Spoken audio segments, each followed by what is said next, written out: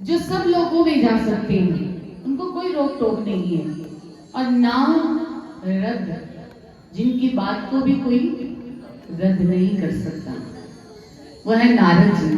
और भगवान की हर एक लीला में उनका बहुत बड़ा योगदान रहा है। आगे भी उन्हीं की लीला में नारद जी ही सहायक बनेंगे। तो नारद जी को आदेश हुआ, नारद गए मथुरा में कंस के पास। कंस से कहा, कंस तुमने बड़े बड़े बलवानों को, राक्षसों को भेजा, सबको बलराम और कृष्ण ने मार डाला, तुम राजा हो, कोई राजनीति करो। तो बोले क्या करें, आप ही बता दो। तो कंस को कहा कि तुम्हारे पास जो एक धरोहर है धनुष, उस धनुष्य का आप यहाँ यज्ञ रखो, धनुष्य यज्ञ, और उसमें सभी को बुलाओ, ब्रजवासियों को बुलाओ, कृष्ण और बलराम को भी बुलवाओ, और यहाँ जब वो आ जाएंगे तब तुम उन्हें मार सकते हो। अब ये लीला तो भगवान की है कि भगवान ने कैसे कंस का वध करना है। अब कंस सोच रहा है कि ये तो बहुत अच्छी बात सुझाई नारद जी ने। उन्होंने अक्रूर जी को बुलाया, जो कि कान्हा के चाचा हैं, तो उन्हें काका कहकर के बुलाते हैं। अब जैसे ही अक्रूर जी को बुलाया, तो अक्रूर जी को बुला करके कंस कहते हैं, जाओ वृंदावन में तुम बलराम और कृष्ण को लेकर के आओ। अक्रूर को समझते देर ना लगी कि अब ये कंस के मन में क्या चल रहा है। वो समझ गए कि ये बलराम और कृष्ण को यहां बुला करके उन्हें मारना चाहते हैं, और अगर मैं नहीं लेकर के आया तो ये मुझे प्राण दंड देंगे, और लेकर के आता हूं तो कृष्ण बलराम को ये मार देंगे। मैं तो दोनों ही तरफ से फंस गया। राजा की आज्ञा से चल पड़े हैं मथुरा से वृंदावन। रास्ते में सोचते आ रहे हैं, क्या करूं क्या ना करूं। मन में विचार आता है, मेरे प्राण जाए तो जाए, लेकिन बलराम कृष्ण को कुछ नहीं होना चाहिए। मैं जाऊंगा और वापस आ जाऊंगा, कह दूंगा आकर के कि नंद बाबा ने, यशोदा ने भेजा नहीं है।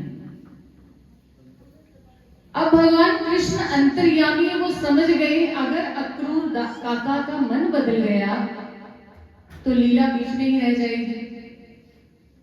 उन्होंने क्या किया, उधर से सोचते हुए जब कंस यमुना पार करके वन में आए हैं, तो इधर कृष्ण बलराम ने दोनों भाई गौओं को लेकर के, गौओं को चराने के बहाने उस वन में पहुंच गए।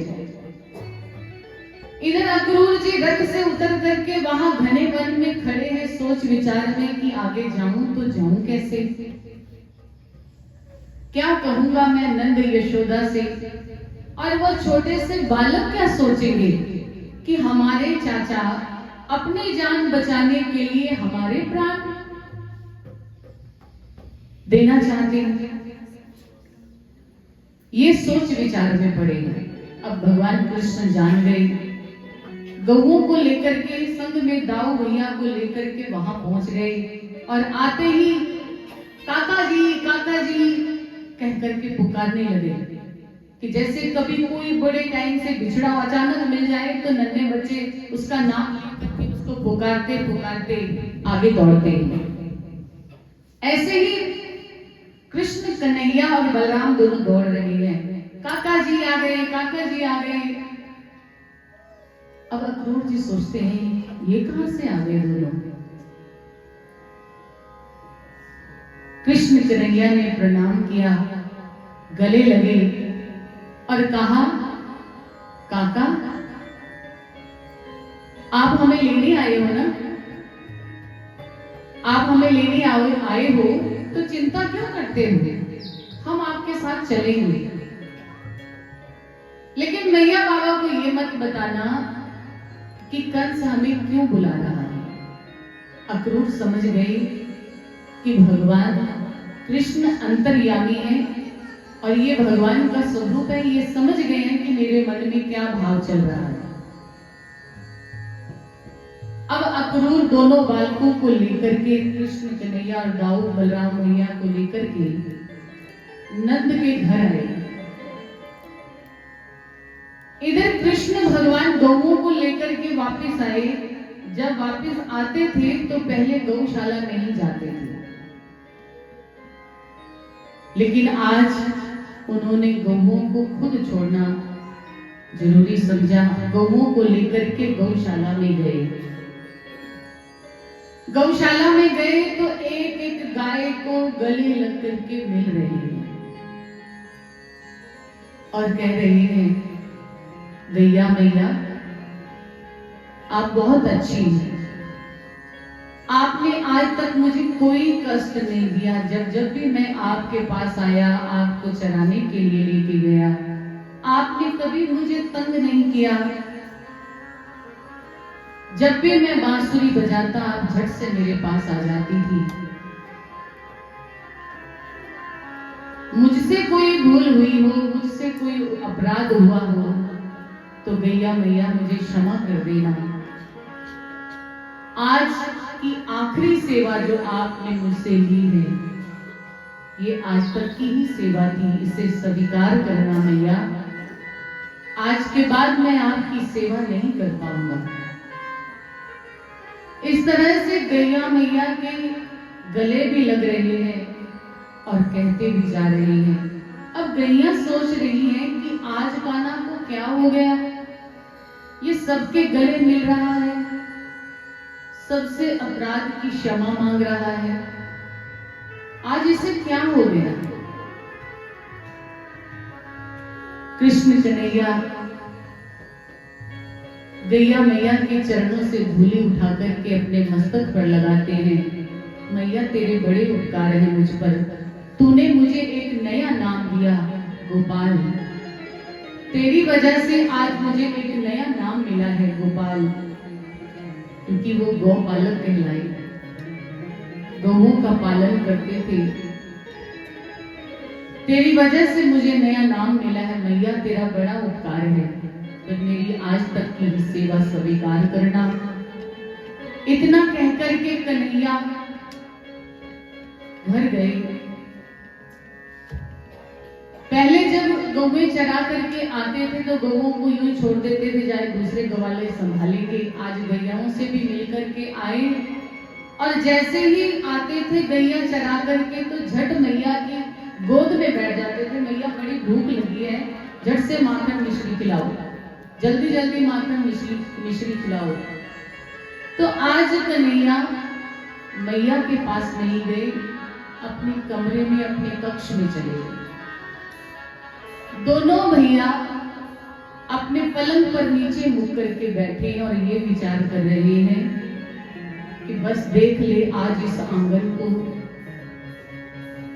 इस आंगन में हमारी पहली ही रात है, फिर दोबारा हम इस आंगन में नहीं आएंगे, दोबारा हम इस आंगन में नहीं खेल पाएंगे, इस वृंदावन की मिट्टी से नहीं खेल पाएंगे। ये विचार कर रहे हैं।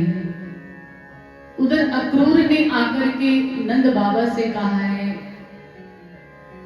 कि कंस ने तुम्हारे पुत्रों के इतने यशगान सुने हैं कि वो इन्हें इनाम देना चाहते हैं, इसलिए मैं इन्हें लेने आया हूं।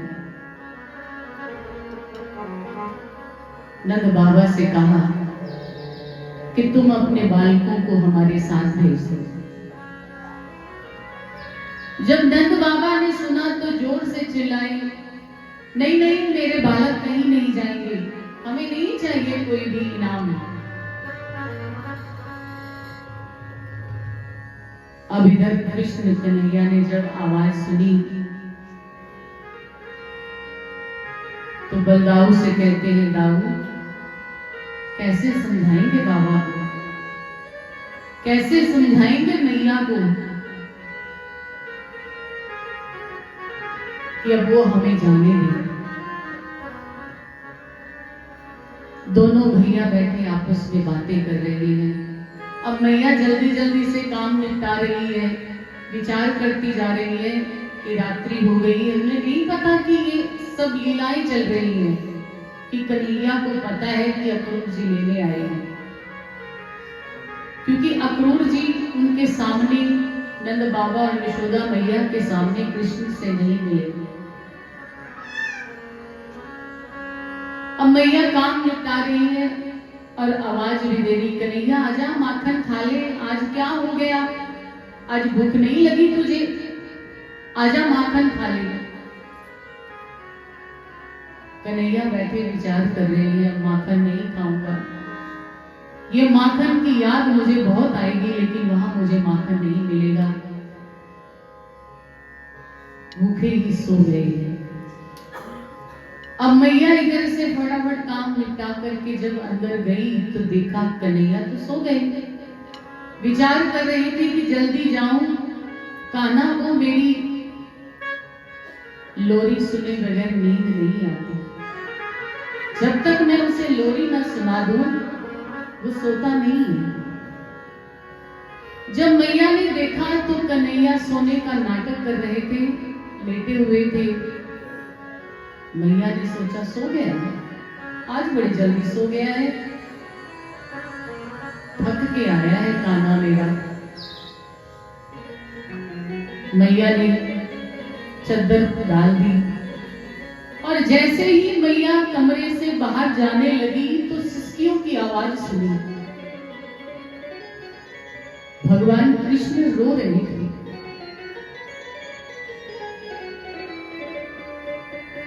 सिसकियां ले लेकर के रो रही थी।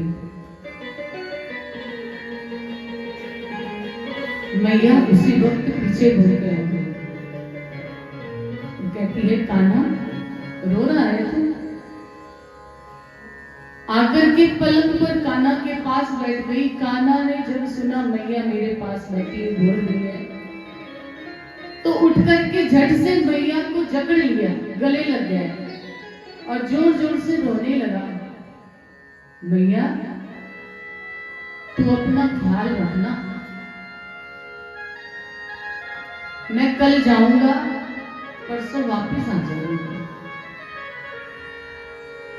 मैया तू अपना ख्याल रखियो।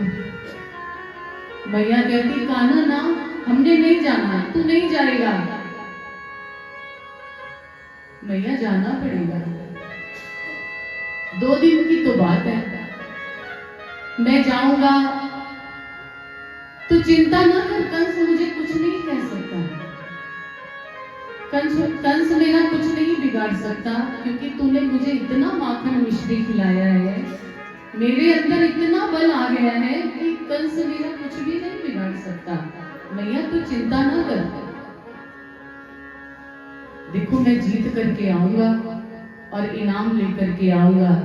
सभी लोग यही कहेंगे ये यशोदा का कान्हा है, ये नंद का कान्हा है, देखो कितना पराक्रमी है, कितना बलवान है, कितना शक्तिशाली है। तेरा नाम होगा मैया, मुझे जाने दे। मैया को बुला रहे हैं। मैया कन्हैया को चुप करा रही है, कन्हैया मैया को चुप करा रही है।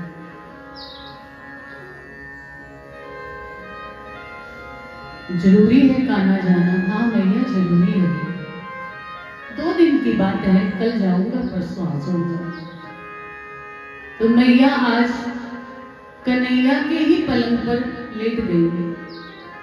अब कन्हैया ने मैया के बाजू को अपना सिराना बनाया, लिपट करके अपनी मैया के साथ सो रहा है। नींद नहीं है आंखों में, विचार कर रहा है कि ये जो आज माँ का आंचल मिला है दोबारा नहीं मिलेगा। आज जो मैया से प्रेम मिल रहा है ये दोबारा नहीं मिलेगा। यही सोच सोच करके मैया से लिपट रहा है और मैया भी अपने कान्हा को अपने आंचल में इस तरह से समाई हुई है कि जैसे दोनों एक ही हैं।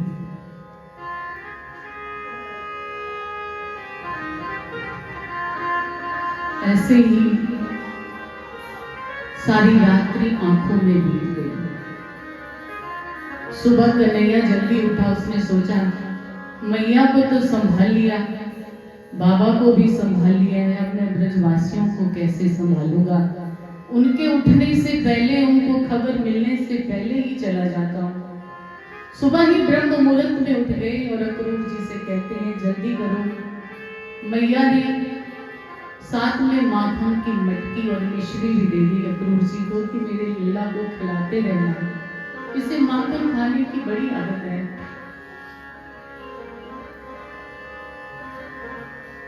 कन्हैया तैयारी कर रही है। जैसे ही नंद भवन का द्वार खुला तो क्या देखा, सारे ब्रजवासी खड़े हैं।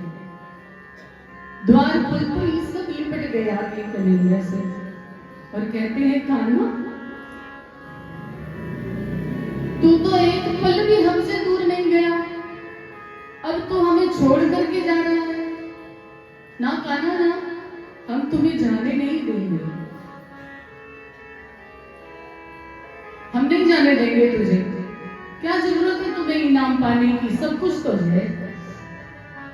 हम यही खुश हैं, हम यही रहेंगे, हम नहीं जाने देंगे। सारे ब्रजवासी रो रहे हैं कन्हैया को। कन्हैया कहते रो नहीं, मैं तो 2 दिन के लिए तो जा रहा हूं, मैं कौन सा हमेशा के लिए जा रहा हूं। आज जाऊंगा, कल आ जाऊंगा।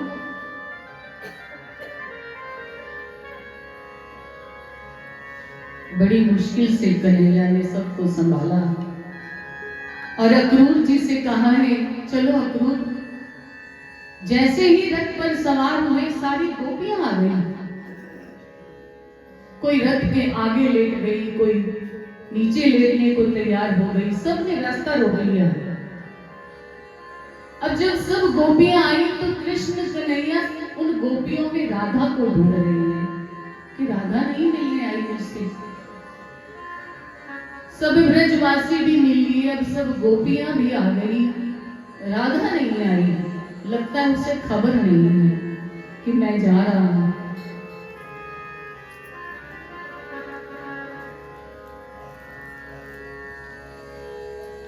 गोपियों को समझाया, अरे मैं हमेशा के लिए थोड़ी जा रहा हूं, मैं वृंदावन छोड़ के थोड़ी जा रहा हूं, 2 दिन की बात है, मैं आ जाऊंगा।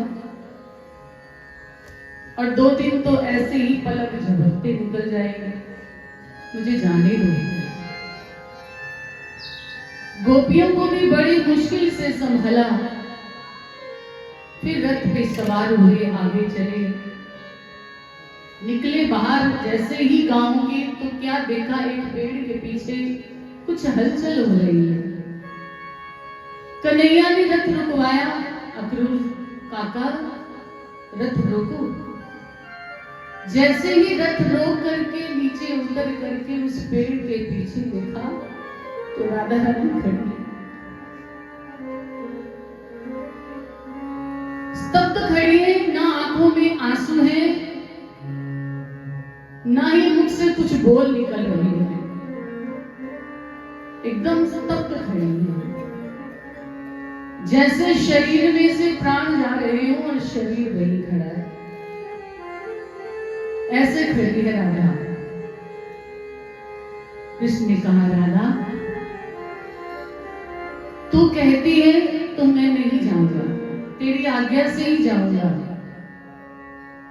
राधा कहती है अब आज्ञा मांग रही हो, जब रथ सजा लिया, तैयारियां हो गई जाने की, आज्ञा लेनी थी तो पहले आते, अब मुझसे आज्ञा लेने आए हो। जाओ, जिस कार्य के लिए जा रहे हो उसे करके आओ। तुम्हें दुख नहीं है मेरे जाने का? कृष्ण राधा से कहते हैं। राधा कहती है आप मेरे दुख की परवाह मत करो। कन्हैया एक बात हमेशा याद रखना, मैं तुम्हारे कार्यों में कभी अड़चन नहीं बनूंगी, कभी रुकावट नहीं पैदा करूंगी। तुमने जो कार्य करने हैं, जो लीला करनी है करो। अब राधा भगवान को एकटक देखे जा रही है, निहारे जा रही है कि ये मोहिनी मूर्ति आज मेरी आंखों में ऐसे बस जाए कि मेरी आंखों से बाहर ना निकले। आंसू नहीं आने दे रही कि कहीं आंसुओं से मेरी आंखों से कन्हैया की छवि बाहर ना निकल जाए। इस तरह से भगवान को देखती जा रही है, आंखों में बिल्कुल आंसू नहीं है। भगवान ने अपनी बंसुरी निकाली और राधा को दे दी। लो राधा।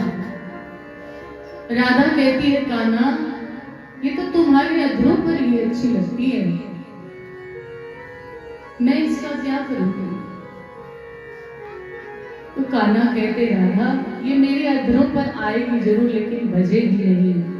जब जब तुम सामने आती हो, मेरे संग होती हो, तब तब ये बांसुरी बजती है। इसमें स्वर ही नहीं बजेंगे, तुम ही तो मेरा स्वर हो, इसलिए ये बांसुरी रख लो।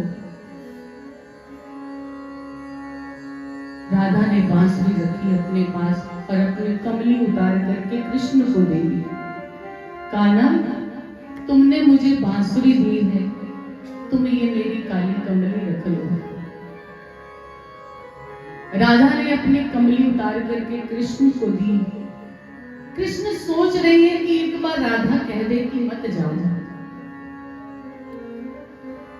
लेकिन राधा कुछ नहीं कह रही। पूछते हैं पूछोगी नहीं, कब आओगे? तो राधा कहती है जैसे बिना पूछे जा रहे हो, बिना बताए वापिस आ जाना। विदाई लेकर के कृष्ण जा रहे हैं राधा से। अक्रूर देख रहे हैं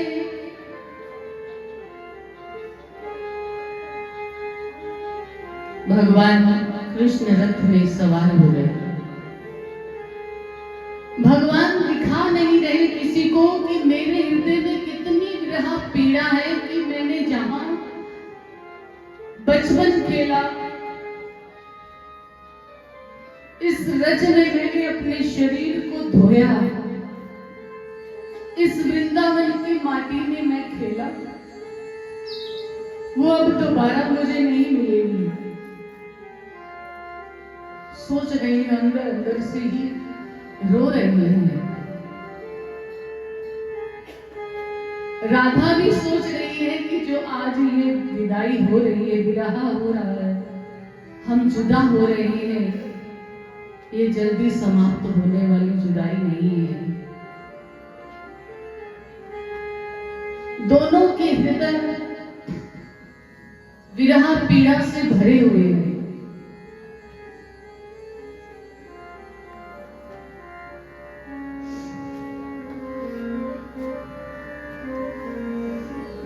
कृष्ण रथ में सवार हुए चले गए। राधा देखती रह गई। कई गोपियां, कई ग्वाल मूर्छित होकर के गिर पड़े जब कान्हा का रथ चला। कुछ ग्वाल जो भगवान के प्राण थे, मधुसूदन, बसंता, ये सब भगवान के साथ चले गए। भगवान का रथ देखते ही यमुना पार कर गया। और उधर अक्रूर जी सोचते जा रहे हैं कि मैं कितना बड़ा धर्म कर रहा हूं, नन्हे नन्हे बालकों को लेकर के जा रहा हूं, मुझसे बड़ा पापी कोई नहीं। अपने आप को कोसते जा रहे हैं। तो कहते हैं वृंदावन से बाहर एक जगह अक्रूर घाट आता है। वहां पर अक्रूर को कन्हैया कहते हैं, काका आप कल से आए हो, स्नान नहीं किया, आप स्नान कर लो। जैसे ही उस घाट पर अक्रूर जी स्नान करने के लिए उस घाट के जल में प्रवेश करके डुबकी लगाते हैं, तो क्या देखते हैं, कृष्ण बलराम जल में खड़े हैं। झट से उठ करके देखा, बाहर निकल करके तो रथ पे भी बैठे हैं। फिर डुबकी लगाई, फिर अंदर देखा, फिर बाहर निकले, फिर रथ पर बैठे हुए देखा। फिर डुबकी लगाई तो भगवान ने उन्हें दर्शन देते हुए कहा, अभी भी आपको कोई संशय है कि मुझे कोई मार सकता है? ये सब लीला है, आप निश्चिंत होकर के हमको ले चलिए। इतना कहकर के भगवान अंतर ध्यान हो गए जल से। अक्रूर जी उस घाट में से, उस तालाब से बाहर आए, वस्त्र आदि बदल करके जाने के लिए तैयार हो गए। अब कहते हैं कि जब कृष्ण भगवान उस घाट पर रुके तो दो रूपों में परिवर्तित हो गए, एक प्रेम रूप और एक ऐश्वर्य रूप। जो प्रेम रूप था वो तो वृंदावन में वापस आ गया। इसीलिए तो जब उद्धव आए थे तो कहते थे कि कृष्ण तुम्हें मिलने नहीं आएंगे, तब सभी गोप ग्वाल सब सखियां यही कहती थी, कृष्ण हमसे दूर गए ही कब है, वो तो यही है, बस ये है कि लुकन छुपी खेलते हैं, कभी छिप जाते हैं, कभी सामने आ जाते हैं। तो प्रेम रूप में भगवान कृष्ण वहीं रह गए थे और ऐश्वर्य रूप में भगवान आगे पहुंच गए मथुरा में। आगे की कथा में हर जगह भगवान का प्रेम नहीं, ऐश्वर्य ही दिखेगा, ऐश्वर्य ही झलकेगा। जब पहुंचे मथुरा तो वहां की नगरी की शोभा देख करके आइए एक भाव सुनते हैं, किस तरह से भगवान कृष्ण वृंदावन छोड़ करके गए थे।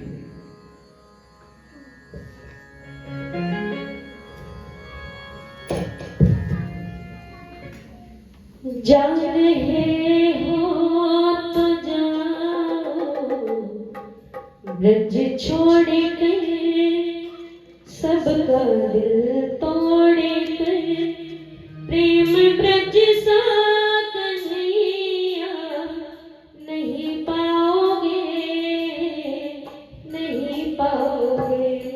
जा रहे हो तो जाओ, ब्रज छोड़ कर, सबका दिल तोड़ कर, प्रेम ब्रज सा कन्हैया नहीं पाओगे, नहीं पाओगे।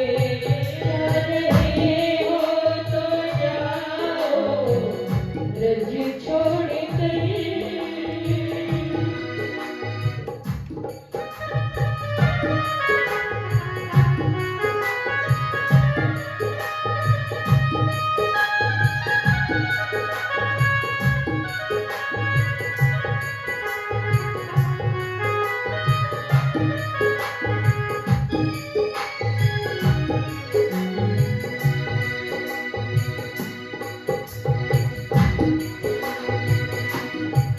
ये लताएं कदम की, ये डालियां तेरे बचपन की साथी सांवरिया।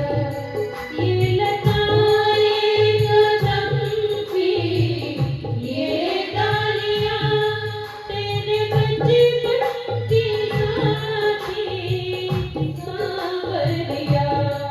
कुंज गलियां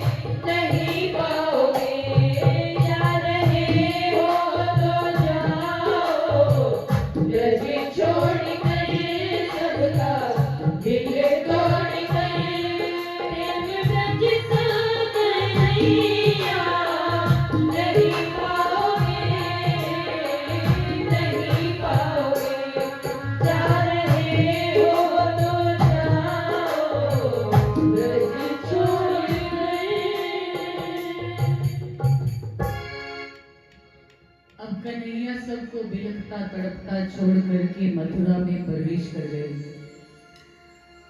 जैसे ही मथुरा में प्रवेश किया तो कन्हैया ने अक्रूर जी से कहा, चाचा काका आप जाइए, हम देखे थोड़ी शोभा देख करके आते हैं कि मथुरा की नगरी कैसी है। अब ये बालकों के साथ कृष्ण बलराम चले तो वसंता कहता है, कान्हा तूने तो हमें बताया ही नहीं ये कितनी सुंदर नगरी है। अगर आप हमें पहले बता देते तो हम कोई अच्छे ढंग के कपड़े पहन करके आते। सभी लोग हमें ही देखी जा रहे हैं, कितने अजीब वेशभूषा है हमारी, कपड़े भी हमारे मैले हैं। तो कन्हैया कहते हैं, चिंता मत करो, कपड़ों का भी इंतजाम हो जाएगा। एक दर्जी के पास, एक धोबी के पास गए। धोबी से जाकर के कहते हैं, कन्हैया मामा राम राम।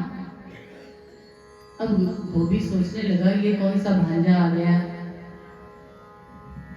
कहते हैं कि हमें कपड़े चाहिए, इन मेरे सखाओं को कपड़े पहना दीजिए अच्छे अच्छे। वो धोबी कहने लगा, चलो चलो शक्ल देखिए, ये कपड़े पता किसके हैं? कंस के हैं। चलो निकलो यहां से, थोड़ा बिगड़ पड़े। तो भगवान ने पूछा, तुम कौन हो? तो बोले, दिख तो रहा है तुम्हें मैं धोबी हूं। भगवान ने कहा, हाँ तुम धोबी हो, तुम्हारी तो मुझे पिछले जन्म से इंतजार है।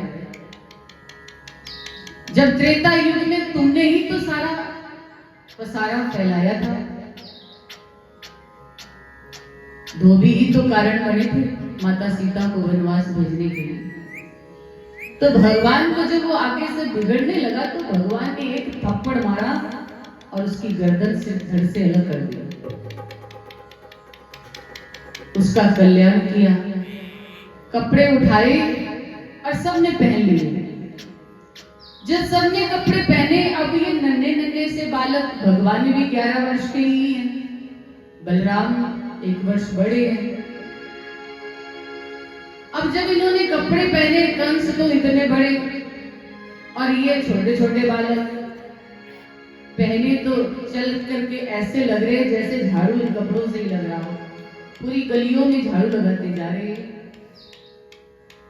अब ग्वाल बाल कहते हैं, कन्हैया देख ये अच्छा नहीं लग रहा, कितने ये कपड़े हमें बेढंगे से लग रहे हैं, जरा थोड़ा फिटिंग कराओ तो ही बात बनेगी। कान्हा कहते हैं, चिंता मत करो, दर्जी भी ढूंढते कहीं इधर उधर होगा। थोड़ा आगे गए तो दर्जी की दुकान दिखाई दी। दर्जी ने देखा कि ये तो मेरे भगवान राम हैं, क्योंकि त्रेता युग में जो दर्जी भगवान श्री राम के वस्त्र सिलता था, तो उसके मन की इच्छा थी कि मैं भगवान को आलिंगन करूं, कि जब माप लिया जाता है तो ऐसे तो कमर मापी जाती है। तो मैं, उसके मन का भाव था कि मैं भगवान को आलिंगन करूं, लेकिन माता कैकेयी किसी को छूने नहीं देती थी भगवान राम को। तो माता ने अपने आप उनका माप दिया करती थी, इसके मन के भाव रह गए। तो भगवान ने कहा, चिंता मत करो, तुम्हें भी मौका दिया जाएगा।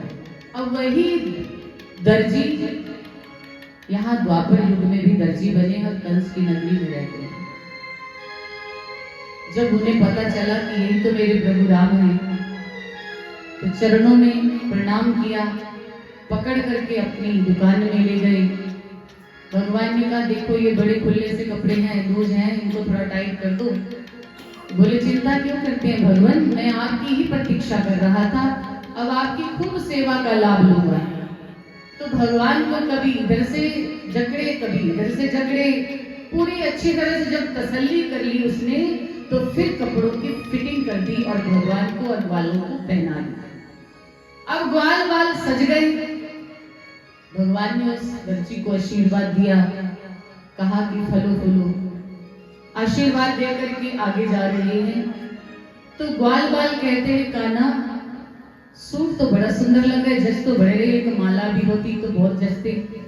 आगे एक माली मिला, उस माली ने देखते ही भगवान को प्रणाम कर जितने भी फूल मालाएं पड़ी थी सब उठा करके लाया, कृष्ण बलराम और सब ग्वालों के गले में डाल दिया। सज गए सब, उनको भी आशीर्वाद दिया भगवान ने कि तुम भी फलो फूलो, और आगे चल पड़े। चलते चलते ग्वाल बाल कह रहे हैं कान्हा गला भी सज गया, तन भी सज गया, तो मस्तक थोड़ा ऐसे लग रहा है, अगर चंदन थोड़ा सा मस्तक पर लग जाता तो और जग जाते। आगे जा रहे हैं, क्या देखा, जिसके शरीर में 3 कुबड़ है, कुबड़ी देवी आगे से मिली है, तो वो जो रोज कंस के लिए चंदन घिस करके लेकर के जाती थी, जा रही थी, पीछे से आवाज लगाई कन्हैया ने, ए सुंदरी, ओ सुंदरी। उस कुब्जा ने देखा कि कौन है जो मुझे सुंदरी कह करके बुला रहा है, तो पीछे मुड़ के देखा भगवान कृष्ण सुंदर स्वरूप को देख करके निहारती जा रही है, सुंदर स्वरूप भगवान कृष्ण का, और कह रही है क्या आपने मुझे सुंदरी कहा है? कन्हैया कहते हाँ मैंने आपको सुंदरी कहा है। तो कहती है क्यों मेरा मजाक उड़ा रही है, देखो तो सही मेरा शरीर। तो कन्हैया कहते हैं ये मेरे ग्वाल बालों की इच्छा है कि तुम चंदन लेकर के जा रही हो, जरा इनके माथे पर चंदन सजा दो। सब ग्वाल बालों को चंदन लगाया, भगवान को भी चंदन लगाया। अब ग्वाल बाल और बलराम जी कहते हैं कन्हैया जब हम किसी से कुछ लेते हैं ना तो बदले में देना भी चाहिए। तब कृष्ण भगवान कहते हैं अभी रुको तो सही। अब उस कुब्जा के एक हाथ को पकड़ा, पैर के अंगूठे पर अपना अंगूठा रखा और उसकी एक हाथ ठोड़ी पर रखा और जोर से खींचा और उसका सारा कुबड़ निकल गया और एक सुंदर वीरांगना के रूप में वो सामने प्रस्तुत हो गई। बोलो बाल कृष्ण लाल की। कुछ काम आप भी कर लिया करो। तो भगवान कुब्जा का भी सुंदर रूप देकर के आगे जा रहे हैं। सामने देखा तो एक धनुष लटका हुआ था और चारों तरफ बड़े बड़े सैनिक खड़े किए हुए थे। पास पहुंच करके भगवान कहते हैं बलराम दाऊ क्या करें? बोले जो करने आए हो वही करना है, तो क्या करना है कर दे काम। अब जो बड़े बड़े बलवान सिपाही खड़े थे वो हंस रहे हैं, नन्हे नन्हे बालक हैं और कहते हैं कि धनुष उठाएंगे, इनको तो कोई हाथ भी नहीं लगा सकता, क्योंकि परशुराम भगवान जी ने ये धनुष दिया है कंस को और कहा है कि जिस दिन ये जिसके हाथ से ये धनुष टूट जाएगा उसी दिन तुम्हारे प्राणों का अंत हो जाएगा। जो ये धनुष तोड़ेगा वही तुम्हारे प्राणों का भी हरण करेगा। अब जैसे ही बलराम के आदेश पर भगवान कृष्ण ने उस धनुष को उठाया, उठा करके जब एक प्रत्यंजन चढ़ाई, दूसरी चढ़ाई, जब तीसरी चढ़ाने लगे तो वो धनुष टूट गया और इतनी जोर से आवाज हुई कि धरती और आकाश हिल गए। जब धरती आकाश हिले तो कंस बैठा था अंदर, उसका सिंहासन भी हिल गया। पूछने लगा क्या हुआ, इतनी जोर से जो आवाज आई कैसी आवाज थी? बोले आवाज दो राजकुमार आए हैं इस नगरी में, उनमें से एक ने धनुष को तोड़ डाला है। अब कंस समझ गया कि मेरा काल प्रवेश कर चुका है। फिर भी बचाव के लिए एक मदमस्त हाथी कुबलिया पेड़ जो कि पागल है उसको और जो जितना चाहिए था मदिरा पिला दिया और उसको छोड़ दिया उन बालकों की तरफ। अब भगवान कृष्ण ने देखा कि ये मेरी तरफ आ रहा है तो उन्होंने एक ऐसा मुक्का मारा कि उसे आकाश में उछाल दिया और नीचे गिराते ही उसके प्राण निकले। दोनों भाइयों ने एक एक दांत उखाड़ा और अपने कंधे पर लेकर के चल रहे हैं। पहुंच गए कंस के भवन में। अब जैसे ही कंस के भवन में पहुंचे तो कंस कंस बड़ा ऊंचे सिंहासन पर बैठा हुआ था। कंस ने पहले अपने पहलवानों से कहा, चाणूकादि से, कि जाओ इसको मार डालो, दोनों भाइयों को मार दो, बचने नहीं चाहिए। मल्ल युद्ध हो रहा है, उधर सारे नगर निवासी इकट्ठे हो गए। अब जैसे ही मल्ल युद्ध होने लगा तो जो पहलवान आया तो उसे भगवान कृष्ण कहते, तुझे शर्म नहीं आती? तेरे को हम तेरे जैसे लग रहे हैं? देख तो सही अपनी देह और हमारी देह देख। हम कहां कोमल से नन्हे नन्हे बालक और तुम कितने बड़े पहलवान हो। तब वो पहलवान कहने लगा, क्योंकि कहते हैं कि उस वक्त सबको वही दिख रहा था जैसे जिसकी भावना थी। इन पहलवानों को भगवान एक पहलवान के रूप में दिख रहे थे, कंस को साक्षात काल के रूप में नजर आ रहे थे, और जितनी वहां की बालिकाएं थी उनको सुंदर राजकुमार के रूप में नजर आ रहे थे, और बूढ़े जो थे जिनके मुख में दांत भी नहीं थे उन्हें धोता पोता की नजर में नजर आ रहे थे। और जितने भी वहां और जो लोग खड़े थे, कोई किसी रूप से देख रहा है, कोई किसी रूप से। कहते कि जिसकी रही भावना जैसी, प्रभु मूरत देखी तिन तैसे। अब उस पहलवान ने जब कहा कि मैंने तो तेरी पहलवानी के चर्चे बड़े सुने हैं, तो भगवान कहते अभी तूने मेरी पहलवानी देखी ही कहां है। एक मुक्का मारा, उसको भी आकाश में उछाल दिया, दूसरा पहलवान है उसको भी उछाल दिया। ऐसे करते करते जितने कंस के वहां आगे खड़े थे सिंहासन के पहलवान, सब पहलवानों को भगवान ने एक एक मुष्टिका से ही मार दिया। अब भगवान ने जोर से छलांग लगाई और पहुंच गए कंस के सिंहासन के पास। भगवान ने उसको पकड़ा और नीचे फेंक दिया और कूद करके उसकी छाती पर बैठ गए। जैसे ही उसकी छाती पर बैठे आकर के भगवान ने एक मुक्का मारा और उसका उद्धार कर दिया। बोलो कंस वर्धन भगवान की जय। कंस का मर्दन कर दिया। सभी लोगों ने उन्हें सच्चिदानंद भगवान समझ करके स्वीकार कर लिया। कंस का उद्धार करने के बाद भगवान गए कारागृह में, राजा उग्रसेन को बंधन से मुक्त किया, अपने माता पिता वसुदेव और देवकी को मुक्त किया। राजा उग्रसेन को राजगद्दी पर बिठा करके राजकाज संभालने के लिए कहा। अब इधर भगवान एक दिन उदास बैठे थे तो उद्धव जो उनके प्यारे मित्र थे वो भगवान को समझा रहे हैं, तुम्हें गोपियों की याद आ रही, तो भगवान ने उन्हें वृंदावन भेजा और गोपियों से ज्ञान करवाया। लंबी कथा नहीं करेंगे क्योंकि आगे रुक्मणी विवाह भी है। तो कहते हैं कि बड़ा ज्ञानी था उद्धव, तो उन्होंने सोचा कि मैं अभी जाता हूं और ज्ञान देकर के सभी को वापस आता हूं। एक दिन के लिए गए, 6 महीने तक वहीं रहे, और जब वापस आए तो जो उद्धव गए थे वो नहीं, एक ऐसे उद्धव वापस आए जिसके रग रग में, जिसके रोम रोम में प्रेम बसा था। गोपियों ने ही उन्हें प्रेम का ज्ञान करवा दिया। उसके बाद भगवान ने अपने माता पिता के चरण स्पर्श किए। माता पिता की आज्ञा से भगवान गए उज्जैन नगरी।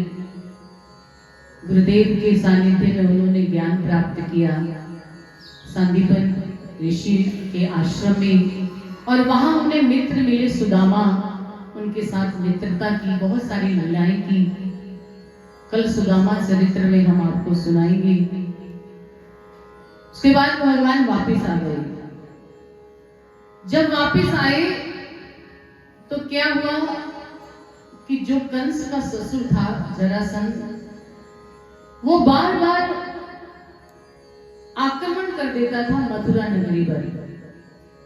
तो भगवान और बलराम ने बार बार उनसे युद्ध करके, उन्हें परास्त करके जीवन दान दिया उनको। कई बार ऐसा हुआ उनके साथ। बार बार वो सेना तैयार करके आता, आक्रमण करता, भगवान उसे हरा करके भेज देते। अब उसने एक ऐसा विचार किया कि भगवान को ब्राह्मण बहुत प्रिय है, तो उन्होंने ब्राह्मणों की सेना तैयार की। इधर भगवान कृष्ण को पता चल गया कि अब जो जरासंध युद्ध करने वाला है, इसमें हम नहीं चाहते कि हम उसे मारें और युद्ध भी नहीं करना चाहते। तभी भगवान ने रात्रि को ही देव शिल्पी को बुलाया। देव शिल्पी आए हैं। भगवान ने कहा कि हम एक नगरी का निर्माण करना चाहते हैं, आप हमें कोई स्थान सुझाइए। तब उन्होंने देव शिल्पी विश्वकर्मा ने भगवान को बताया कि एक स्थान है मेरी नजर में, अगर आप आज्ञा दें तो। तब उन्हें द्वारिका में भगवान को उन्होंने स्थान दिखाया। भगवान ने उन्हें कहा कि एक सुंदर राज्य का निर्माण करो। तो द्वारिका नगरी बसाई गई देव शिल्पी की देख रेख में। उन्होंने भगवान के कहने से बहुत सुंदर नगरी का निर्माण कर दिया। तब देवताओं ने भी अपने अपने सामर्थ्य अनुसार वहां पर हर एक वस्तु को प्रदान किया।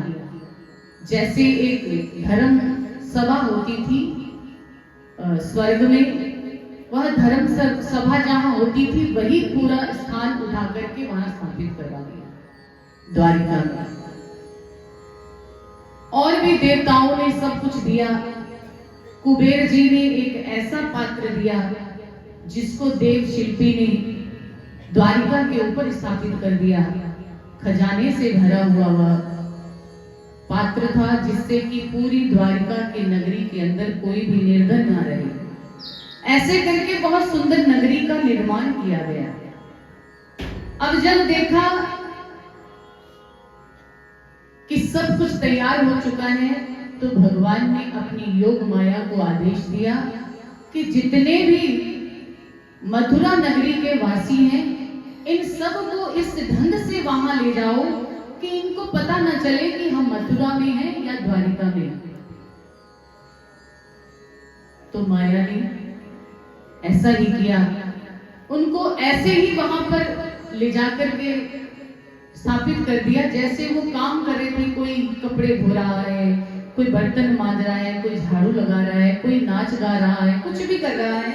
ऐसे ही उठा करके योग माया ने उनको वहां पहुंचा दिया। उनको नहीं पता चला कि हम कहां आ गए। उसके बाद भगवान और बलराम दोनों उस नगरी में थे। उन्होंने विचार किया कि सुबह जरासंध ने हम पर आक्रमण करना है और ब्राह्मण देवता साथ में होंगे, हम उनके साथ युद्ध कर नहीं सकते, इसीलिए आप मेरे साथ यहां से, हमने अपने आप को यहां से भगाना है, युद्ध नहीं करना।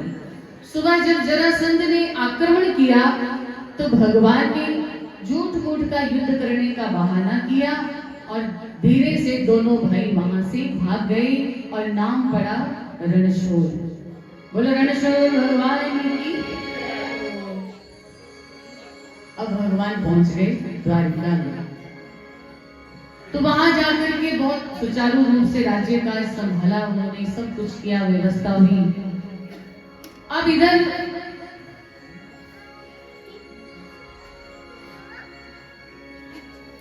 विदर्भ देश के राजा है भीष्मक। उनकी पुत्री है रुक्मणी। वो भगवान से बचपन से ही भगवान के बारे में संतों के से सुनती रहती थी कि भगवान कितने सुंदर हैं, कितने गुणी हैं, कितने रूपवान हैं, कितने बलवान हैं। ये सब संतों से सुना करती थी। अब इधर जब दोनों भाई द्वारिका में हैं, तो सबसे पहले भगवान ने कृपा की। मां देवकी और नंद ने पहले बलराम का विवाह किया। उसके बाद भगवान कृष्ण के विवाह की तैयारियां होने लगी कि अब जब बड़ा बेटे की शादी हो जाती तो छोटे बेटे का नंबर आता है। ऐसे विचार कर ही रहे थे माता पिता, कुछ गुणों वाली कुछ सुकन्या को ढूंढ करके भगवान से उसका विवाह करें। तो उधर जब देखा रुक्मिणी ने कि मेरे भाई ने मेरा रिश्ता शिशुपाल के साथ पक्का कर दिया है, और आकर के उसने कहा कि कल सगाई है और परसों विवाह है। अब जैसे ही रुक्मिणी ने सुना तो बड़ी उदास हो गई, क्योंकि वो अंतर मन से तो भगवान को अपना पति मान चुकी थी।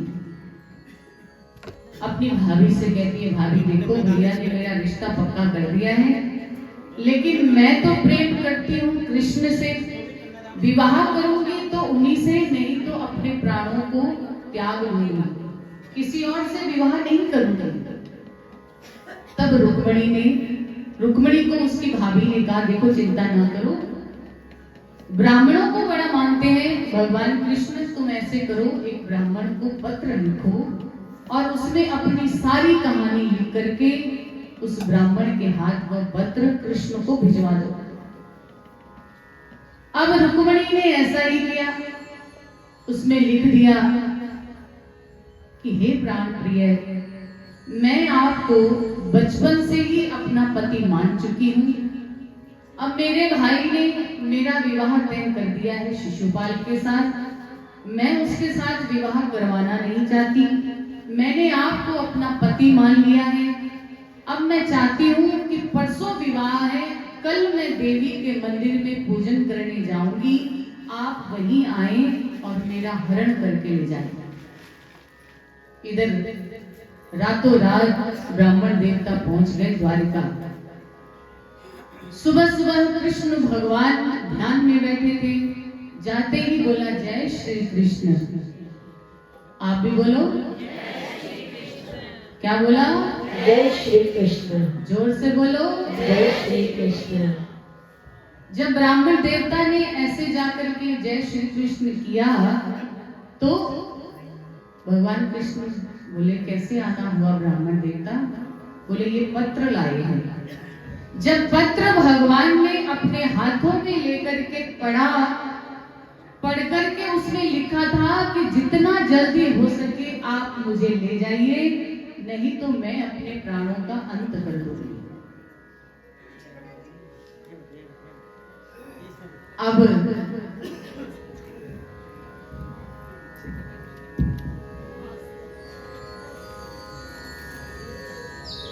उधर भगवान कृष्ण ने सोचा कि रास्ता है 2 दिन का और पहुंचना 1 दिन में ही है, तो उस दिन भगवान ने पहली बार रथ और घोड़ों की लगाम अपने हाथ में ली और रथ को खुद चलाया। ब्राह्मण देवता को कहा, पीछे बैठिए, सारथी को कहा, तुम अपना काम करो, आज मुझे ही रथ को लेकर के जाना होगा। तो घोड़ों की लगाम हाथ में लेते ही भगवान ने ऐसे चाबुक मारा कि वो घोड़े हवा में बातें करने लगे। इतनी तेज दौड़ रही है, इतनी तेज दौड़ रही है, 2 दिन का रास्ता 1 दिन में ही तय कर लिया और पहुंच गए मंदिर में। अब उधर रुक्मिणी जी हाथ में वरमाला लेकर के माता के मंदिर में आई है दर्शन करने के लिए, और जैसे जैसे सीढ़ियां चढ़ते जा रही है मंदिर की, वैसे वैसे मन में सोचती जा रही है, पता नहीं कृष्ण आए होंगे कि नहीं, आए होंगे कि नहीं। ये सोचते सोचते सीढ़ियां चढ़ती जा रही है। बोले भगवान कृष्ण रुक्मिणी माता की जय।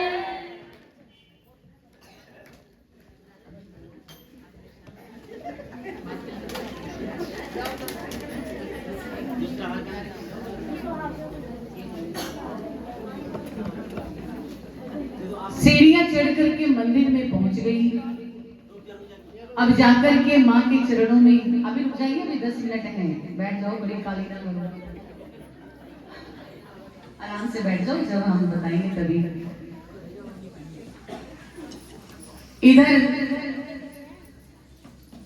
माता रुक्मिणी बड़ी उदास है। भाभी को देख रही है, तो भाभी की नजर गई उसी ब्राह्मण पर जिसको पत्र दे करके भेजा था। कान में कहती, वो देखो ब्राह्मण जी तो खड़े हैं, लगता है कृष्ण आ चुके हैं। रुक्मिणी ने बड़े ध्यान से उस ब्राह्मण की तरफ देखा तो उन्होंने इशारा करा, पीछे खड़े हैं मंदिर में, चिंता मत करो, पीछे आ गए हैं। अब माता के हृदय में जो खुशियों के फूल खिले और मन से ये कह रही है, मैंने मेहंदी लगाई रे कृष्ण नाम के, मैंने मेहंदी लगाई रे कृष्ण नाम के, मैंने मेहंदी लगाई रे कृष्ण नाम के, मैंने मेहंदी लगाई रे कृष्ण नाम के, मैंने बिंदिया सजाई रे कृष्ण नाम के, मैंने बिंदिया सजाई रे कृष्ण नाम के, मेरी चुनरी पे कृष्ण, मेरी चुनरी पे कृष्ण, मेरी चूड़ियों पे कृष्ण, मेरी चूड़ियों पे कृष्ण, मैंने नथनी गड़ाई रे कृष्ण नाम के, मैंने नथनी गड़ाई रे कृष्ण नाम के, मैंने मेहंदी लगाई रे कृष्ण नाम के, मैंने मेहंदी लगाई रे कृष्ण नाम के।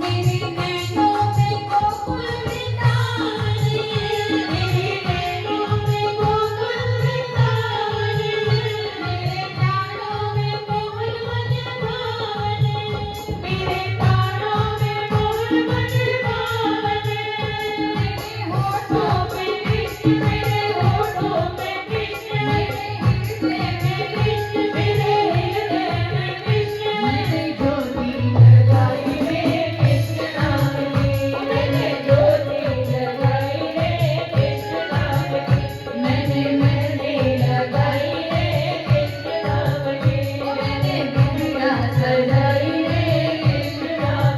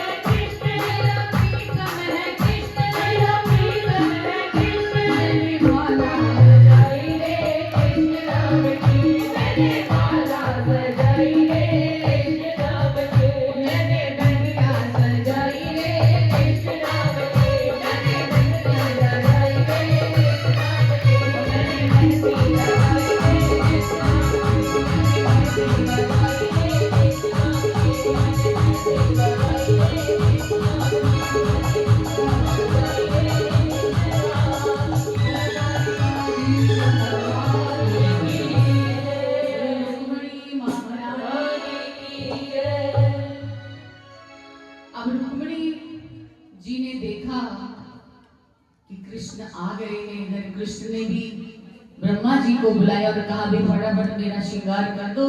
पहली बार रुक्मिणी ने देखना है, रंग तो काला है, थोड़ा वैसे ही सजा दो।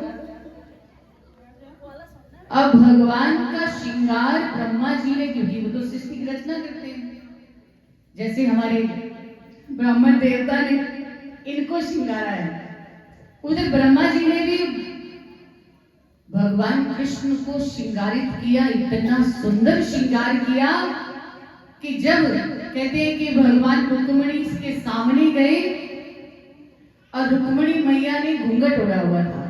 भैया जब हम बोलेंगे वैसे वैसे करना। तो पूजा की है, पूजा के बाद हाथ में अभी वरमाला लेकर के खड़ी है, उधर डालनी थी उन्होंने मैया के गले में, तो भगवान कृष्ण ने उनका घूंघट उठा दिया। बोलो द्वारिकाधीश की जय हो। अब जो माला मैया को पहनानी थी वो माला पहना दी भगवान कृष्ण के गले में, पहले राजा रुक्मिणी जी पहनाएंगे। ताली बजाइए बड़ी जोर से।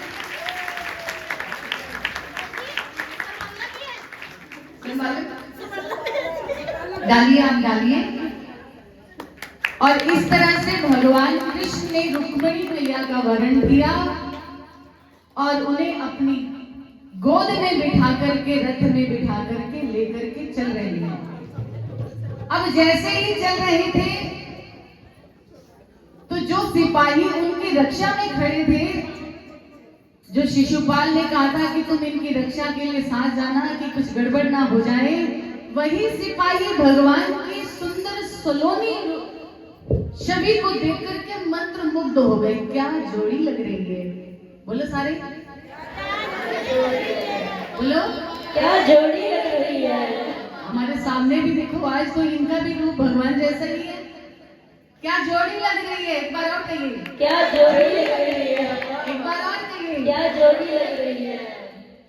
तो ऐसे मंत्र मुग्ध हो गए सारे सिपाही जो आए थे रुक्मिणी की सुरक्षा के लिए। वो भगवान की जोड़ी को देख करके मोहित हो गए और भगवान वहां से रुक्मिणी मैया को लेकर के द्वारिका गए। इधर शिशुपाल को पता चला, आगे की कथा हम कल सुनाएंगे क्योंकि अभी आनंद लेना है। अभी कुछ सखियां और तैयार होकर के आए हैं, भगवान के विवाह का उत्सव मनाया जाएगा। अभी तो वरमाला हुई है, विवाह कल होगा। अभी वरमाला का ही प्रोग्राम हुआ है, जयमाला का प्रोग्राम हुआ है अभी। जिन्होंने कन्यादान रखना है कृपया इस बेंच पे जाके एक एक करके रखेंगे।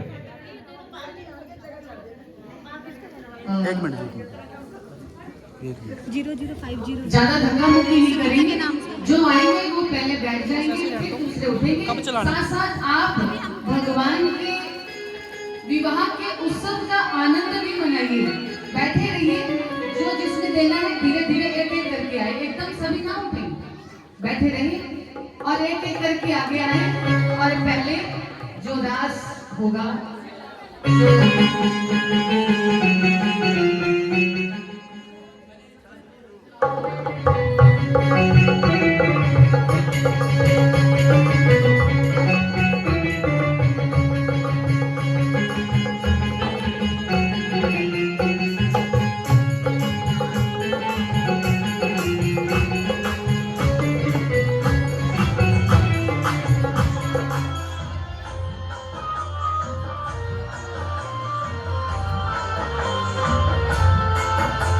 आप अपनी पोजीशन ले लो, डांस कीजिए जिन्हें करना है।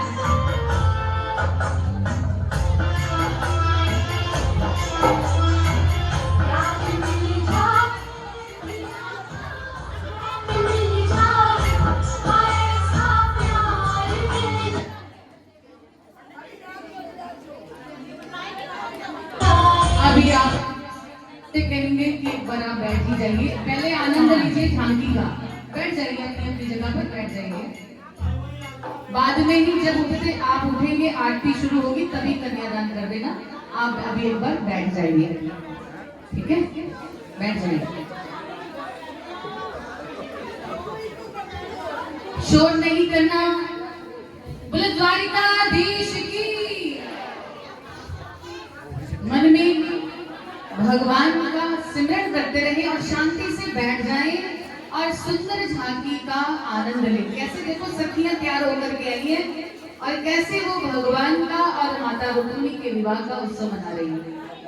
आइए आनंद लेते हैं। बैठ जाइए, बैठ जाइए, जो जहां खड़ा नहीं बैठ जाइए। बैठ जाओ, बैठ।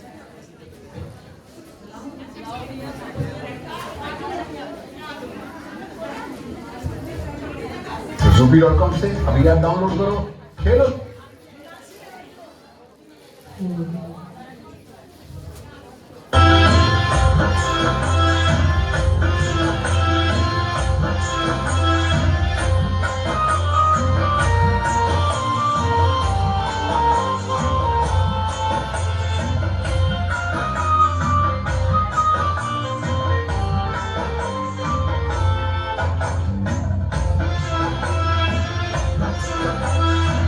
प्यार मिल जाए पिया का, प्यार मिल जाए, ऐसा प्यार मिल जाए। गौरी शंकर जी की जैसी जोड़ी बन जाए, ऐसी जोड़ी बन जाए। थोड़ी सी ना टूटे, थोड़ी सी ना छूटे, ऐसे बन जाए, ऐसे बन जाए। ठीक हो जाए रमणीय, ठीक हो जाए, ठीक ठीक हो जाए।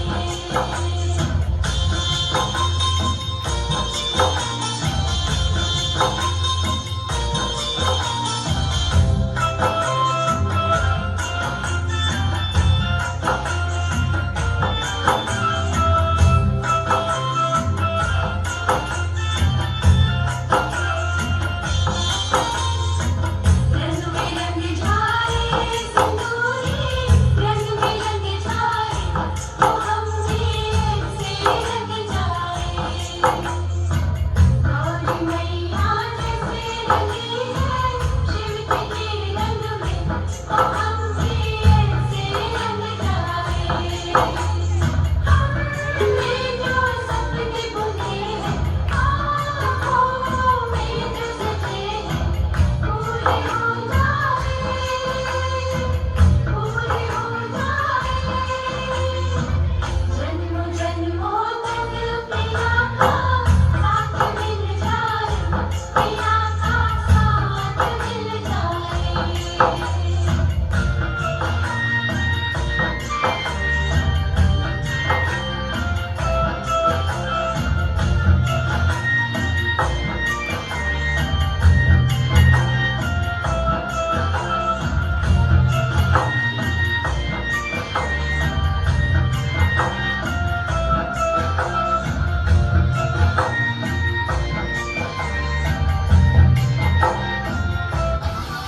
डाउनलोड।